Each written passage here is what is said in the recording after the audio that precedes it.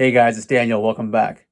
It's well known that Dave Grohl wrote some of his own music while he was still in Nirvana, and that, of course, he is the principal songwriter in his own band, Foo Fighters. Yet, interestingly, in November of '91, Kurt Cobain said that neither Dave or Krist thought of themselves as songwriters. At the time, perhaps Kurt wasn't fully aware of Dave's songwriting interest in particular, but certainly by the end stages of Nirvana, Dave's songwriting interest was well known.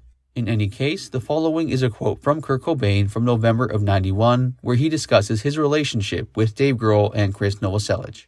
Quote, "We'd be just as happy playing in a basement. Sometimes that's the most appreciable time we have with music is just being together, because we're good friends and we play music. If we weren't friends, I wouldn't want to be in this band. I wouldn't want to be in any band if they weren't my friends.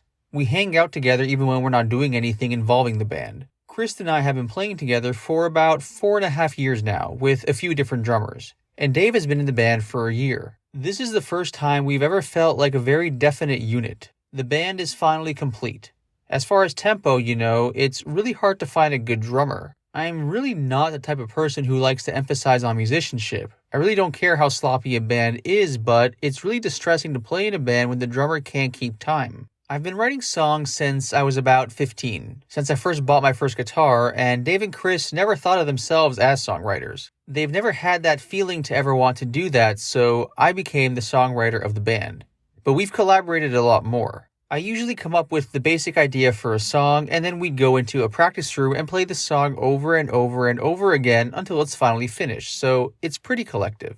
Sometimes we just get drunk, and we want to have fun, and it's really boring to be on tour for 3 months and be in these same kind of hotels and these same backstage areas and playing your show, and then just going straight to the hotel afterward to sleep and then start it all over again, and not eating regularly and driving on a bus for 8 hours a day. It's really boring. And so we do everything in our power to keep it exciting, and sometimes that involves having a bit too much fun. I mean, every time we've destroyed something, we've always been in a really happy place, a jokey mood when we're drunk, and throwing things around and wrestling and having fun, I don't care if it's a cliche or not, or if it's been done by bands before.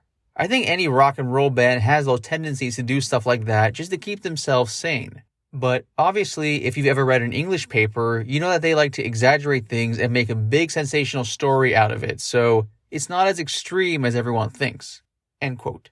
Now, as Kurt mentioned in this quote, he was the lead songwriter of the band. The following is from Krist Novoselic, where he elaborates on that. Quote, "He was the lead songwriter. He has the idea, like he had riffs and a vocal line he'd be hammering out. He'd be holed up somewhere by himself, hammer things out, and then he would just start busting them out at rehearsal. Sometimes it was just a riff and a vocal melody. Sometimes it was a couple of riffs, more like a song. Then it depended on what everybody else's input was. The drummer is really important. The drums kind of set a tone, a beat that tells you what kind of personality the song's going to have. And I'd put my spin on it. I'd get a hit off the song and try to do something interesting instead of just follow the guitar. I'd just go for things or come up with another part, like a bridge part or something. He'd just have the one riff and melody and I'd just bust something out.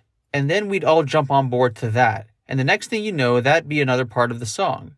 A lot of it was unsaid. The band just cranked it out. But it definitely had a leader. Kurt knew what he wanted to do.